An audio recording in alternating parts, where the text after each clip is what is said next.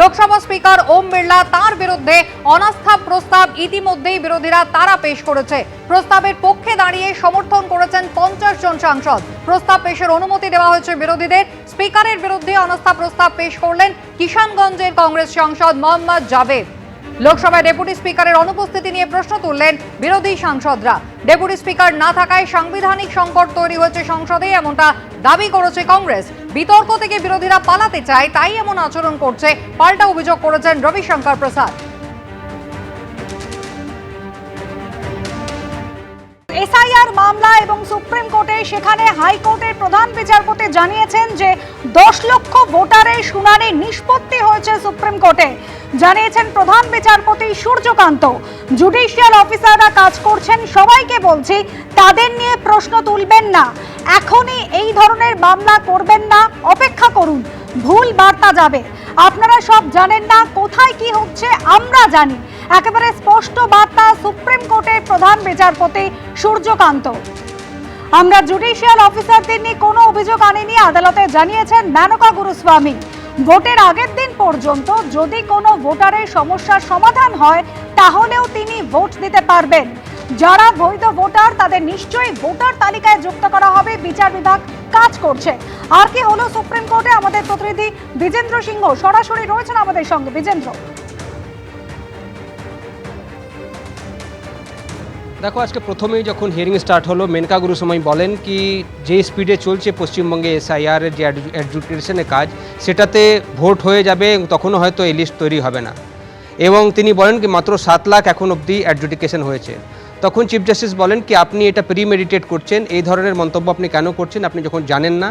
এবং তিনি এটাও বলেন কি কিছু আরও ফ্রেশ অ্যাপ্লিকেশন যেটা ফাইল হয়েছে সেটাতেও আজকে ক্ষুব্ধ ছিল সুপ্রিম কোর্ট কি এত 500 থেকে বেশি অফিসার অ্যাপয়েন্ট করা হয়েছে, 200 আরও অফিসার এসছেন, সেক্ষেত্রে জুডিশিয়াল অফিসারদের কাজের ওপর এই ধরনের প্রশ্ন কেন তোলা হচ্ছে। কারণ কিছু ফ্রেশ অ্যাপ্লিকেশন ফাইল হয়েছিল, গতকাল মেনকা গুরুস্বামী মেনশনও করেছিলেন সেটাতে সুপ্রিম কোর্ট আজকে খুবই কড়া মনোভাব নিয়েছে কি যখন তারা আউট অফ ওয়ে গিয়ে জুডিশিয়াল অফিসার অ্যাপয়েন্ট করেছেন। পশ্চিমবঙ্গ থেকে 500 জন জুডিশিয়াল অফিসার কাজ করছেন, ঝাড়খণ্ড এবং উড়িষ্যা থেকে 200 জুডিশিয়াল অফিসার আরও এসছেন, যেটা আজকে কলকাতা হাইকোর্টের চিফ জাস্টিস তাদেরকে জানিয়েছেন। সেক্ষেত্রে এই ধরনের যারা প্রশ্ন তুলছেন, এই ধরনের ফ্রিভলাস কেস নিয়ে যারা আসছেন তাদেরকে বিরুদ্ধে কিন্তু তারা কড়া পদক্ষেপ নেবেন। তখন আমরা দেখলাম কল্যাণ বন্দ্যোপাধ্যায় এবং মেনকা গুরুস্বামী বলেন কি তারা এই অ্যাপ্লিকেশনের বিরুদ্ধে পক্ষে নন, তারা জানেন না কারা এই অ্যাপ্লিকেশন ফাইল করেছেন। সুপ্রিম কোর্ট বলে কি যদি এই ধরনের অ্যাপ্লিকেশন আসে তাহলে কন্টেম্প্ট অফ কোর্টও আমরা তারা পদক্ষেপ নেব তাদের বিরুদ্ধে। সে কথাও আমরা দেখলাম আজকে চিফ জাস্টিস হিয়ারিং চলাকালীন এটা বললেন। কিন্তু আজকে যখন হিয়ারিংয়ের যদি আমরা নিষ্কর্ষ দেখি সেটাতে বারবার উঠে আসছিল এক প্রশ্ন, এটা ছিল কি যেই স্পিডে অ্যাডজুডিকেশন চলছে, কেন কি সুপ্রিম কোর্টের চিফ জাস্টিস বলেন কি আজকে সকালে কলকাতা হাইকোর্টের চিফ জাস্টিস একটা চিঠি তাদেরকে পাঠিয়েছেন।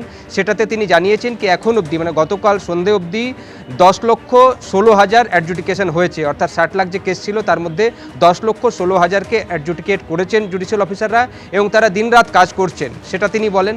তিনি এটাও জানান কি কলকাতা হাইকোর্টের চিফ জাস্টিস তাদেরকে জানিয়েছেন কি 500 জুডিশিয়াল অফিসার এখন কাজ করছেন, আরও 200 জন জয়েন করবেন উড়িষ্যা এবং ঝাড়খণ্ড থেকে। তিনি ইলেকশন কমিশনের উদ্দেশ্যে বলেন কি তাদের কাছে এই রিপোর্ট এসছে কি যে লগ ইন আইডি ক্রিয়েট করা হচ্ছে জুডিশিয়াল অফিসারদের জন্য, সেটা প্রপারলি ফাংশন করছে না, টেকনিক্যাল ইস্যুসগুলো হচ্ছে, সেটাতে যেন ইলেকশন কমিশন দেখে। তখন ইলেকশন কমিশনের আইনজীবী বলেন কি তারা ইমিডিয়েটলি এটাকে অ্যাড্রেস করবেন এবং নতুন যদি লগ ইন আইডি ক্রিয়েট করতে হয় সেটাও তারা করবেন, এ কথাও বলা হয়। তবে এই প্রশ্ন বারবার উঠে আসছিল, শুনানি চলাকালীন একজন আইনজীবী বলেন যে 7 লক্ষ এর আগে যারা অ্যাডজুডিকেট করেছিলেন তার মধ্যে 3,40,000কে ডিলিট করে দেওয়া হয়েছে। এখন এরা আপিল কোথায় করবেন যাদের নাম বাদ দিয়ে দেওয়া হচ্ছে?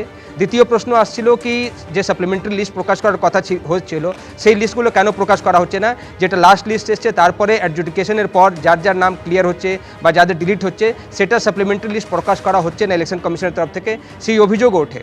আজকে ইলেকশন কমিশনকে নির্দেশ দিয়েছে সুপ্রিম কোর্ট কি কলকাতা হাইকোর্টের চিফ জাস্টিসের সঙ্গে কথা বলার পর তারা সাপ্লিমেন্টারি লিস্ট প্রকাশ করবেন, যেহেতু 10,16,000 ইতিমধ্যে অ্যাডজুডিকেট হয়েছে, আগামী কয়েকদিনের মধ্যে অ্যাডজুডিকেট হয়ে যাবে। এবং এই প্রশ্ন ওঠে কি তাহলে কি ইলেকশন নোটিফিকেশনের আগে সব অ্যাডজুডিকেশনগুলো হয়ে যাবে? সুপ্রিম কোর্ট আজকে বলেছে কি তারা এখনই এটা নিয়ে কিছু বলবেন না, আগে দেখা হোক নোটিফিকেশন যখন ইলেকশনের জন্য আসবে তারপরে তারা দেখবেন কি কতটা পেন্ডিং রয়েছে এবং সেই সময় যা সিদ্ধান্ত নেওয়ার তারা জানাবেন। কিন্তু এই মুহূর্তে এটাতে তারা কোনো হস্তক্ষেপ করবেন না, যেহেতু অ্যাপ্রোপ্রিয়েট অ্যাডিকুয়েট অফিসার অ্যাপয়েন্ট করা হয়েছে, তাদের ছুটি সব ক্যান্সেল করে দেওয়া হয়েছে, তারা দিনরাত কাজ করছেন এবং অন্য কোনো কেস তারা নিচ্ছেন না। সেক্ষেত্রে কলকাতা হাইকোর্টের চিফ জাস্টিস যা নির্দেশগুলো দিচ্ছেন সেটাকে তারা দেখেই এখন এগোতে চাইছেন কি কতটা অ্যাডজুডিকেশন হচ্ছে। কল্যাণ বন্দ্যোপাধ্যায় এই অভিযোগও করেন কি ধরুন 10 লাখ যারা এখন অ্যাডজুকেট হয়েছে তার মধ্যে যদি 4 লাখ ডিলিটেড হয় তারা কীভাবে জানবেন কি তাদের নাম ডিলিট হয়ে গেছে। সেক্ষেত্রে সুপ্রিম কোর্ট আজকে যে অর্ডারগুলো দিয়েছে অনুসুয়া, তার মধ্যে যদি প্রথম অর্ডারটা আমরা দেখি, ইলেকশন কমিশনকে প্রথমে তারা নির্দেশ দিয়েছেন, সেখানে তারা বলেছেন কি জুডিশিয়াল অফিসারগুলোর জন্য যদি কোনো সমস্যা না হয়, টেকনিক্যাল ইস্যুসগুলো যারা তারা ফেস করছেন সেটাকে এরাডিকেট করতে হবে এবং সেটার জন্য ইমিডিয়েট স্টেপস নিতে হবে ইলেকশন কমিশনকে, সেটা সুপ্রিম কোর্ট বলেছে।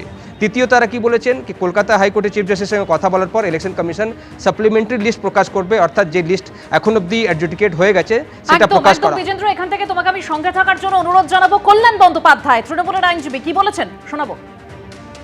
আজকের রিপোর্ট অনুযায়ী যে রিপোর্ট এসছে তাতে 10 লাখ কিছু কেসের 10,16,000 হ্যাঁ 10,16,000 কেস ডিসাইড হয়ে গেছে, ডিসপোজড হয়ে গেছে।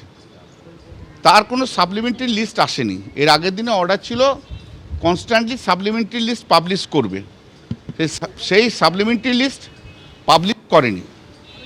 তাই জন্য আমার সাবমিশন ছিল, দুটোই আমার সাবমিশন ছিল আগের যতগুলো আছে, যে তোমার যে অর্ডার আছে সাপ্লিমেন্টারি লিস্টে, যে অর্ডার আছে সাপ্লিমেন্টারি লিস্ট পাবলিশ করা, সেই সাপ্লিমেন্টারি লিস্ট পাবলিশ করো।